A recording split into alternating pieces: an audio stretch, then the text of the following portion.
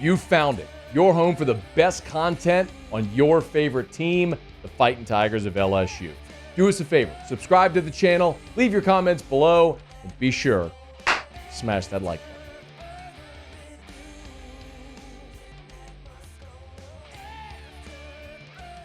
button. Bill Connolly at ESPN is responsible for the SP Plus metric. If you're not familiar, this is really easy. This is not a ranking in terms of like the AP poll or the coaches poll. This is a algorithm. It is a computer metric that he has done where he uses basically three criteria: returning production, recent recruiting, and recent history. Essentially, how good have you been recently? Who do you have coming back? How good are the players you have replacing those that you lost? That's it. He puts it into an algorithm. Computer spits out a number. And this it's funny to see how it evolves as the offseason goes, especially now because of transfer portal. Georgia, number one, no surprise. It actually really mirrors the AP poll. The one difference is Ohio State and Michigan are flipped. So Georgia, Ohio State, Michigan, Alabama. That's your top four. Then LSU, number 5. Penn State, Clemson, Tennessee, Texas, Southern Cal. That's your top 10. Of note, the top 4 teams, how about this? The top 4 teams, Georgia, Ohio State, Michigan, Bama, are all within 1.1 points of each other. So Georgia's rating is 29.2 at number 1. Bama's rating at 4 is 28.1. So they're all within 1.1 points of each other. Then there's a big drop to LSU at 23.3. So you very clearly have a top 4 and then everybody else. I want to reiterate, this is a metric. It is something to consider side by side with a poll, which is just complete human bias. It's what do you think, Mr. Pollster, who gets a ballot and you get to fill it out, or Madam Pollster, who gets a ballot and gets to fill it out. So of note, I kind of look for where do the humans and the computers agree and where do they disagree. So like we said, the top 4 are the same. It's just they have Ohio State and Michigan flipped. The humans like Michigan, the computers like Ohio State.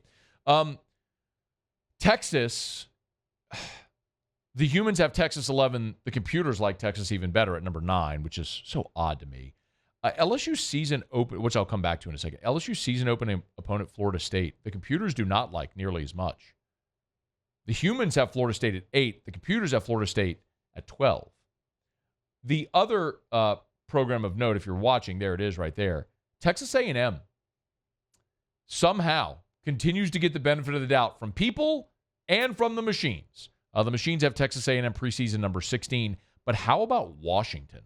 All the way down at number 17. Michael Penix and company, the humans like a whole lot better. But the computers say 17 preseason for Washington. If there is the AP poll, by the way, is Washington 10, so it has them as a top 10 team.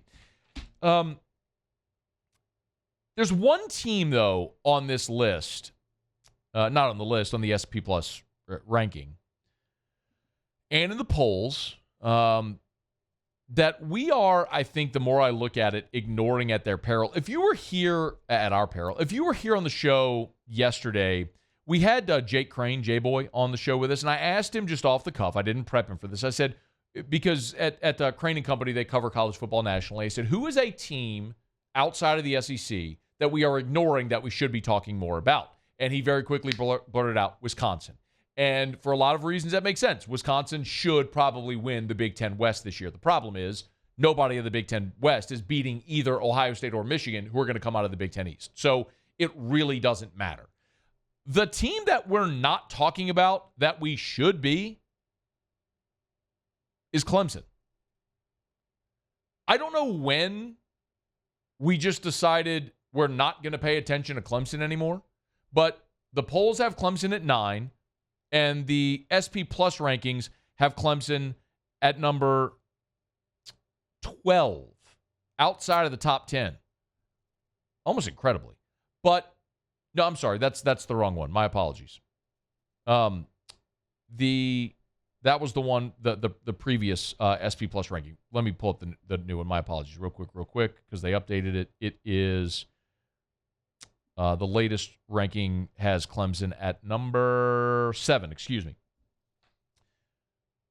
Do you realize Clemson plays 3 ranked opponents all year? They got 3 ranked opponents on their schedule. 3. Florida State, Notre Dame, North Carolina. All 3 at home. The rest of their schedule is a laugher. So for as much as we're talking about giving Georgia the benefit of the doubt because they've been really good, obviously, the back-to-back national champs, and you look at their schedule and you go, where are they going to lose? Look at Clemson. It's essentially the same. It should be essentially the same conversation with Clemson because the ACC is not strong, and the tough games they do have are at home. They open at Duke. They play Charleston Southern, FAU. They get Florida State at home. They're at Syracuse, home against Wake Forest without Sam Hartman. They go to Miami, to NC State, home against Notre Dame, home against Georgia Tech, home against North Carolina. They finish at South Carolina.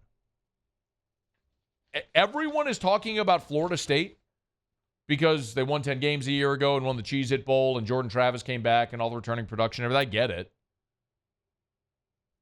But Clemson had a down year last year and won 10 games.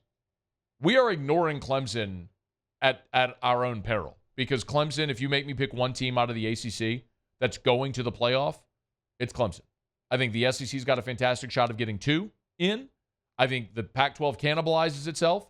I think Michigan or Ohio State will be in. And Clemson, I think, is the 4th team in the playoff. Hey, thanks so much for watching. Please leave your comments. I love to interact. And be sure to hit the red subscribe button below.